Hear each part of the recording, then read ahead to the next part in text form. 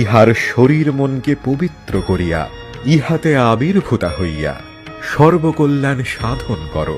একদিকে মা ভবতারিণীর ফলাহারিণী বিহিত পুজো, অন্যদিকে শারদা স্বরূপে শ্রীবিদ্যা ষোড়শী পুজো।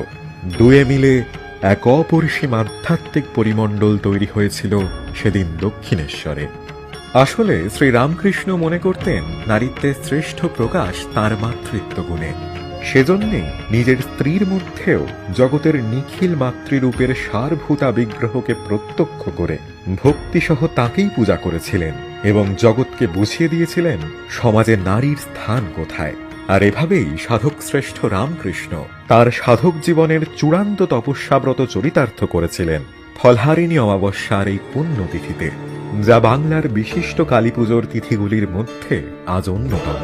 তবে এখানে ফলহারিণী শব্দের অর্থ ফল আহারকারিণী নয়,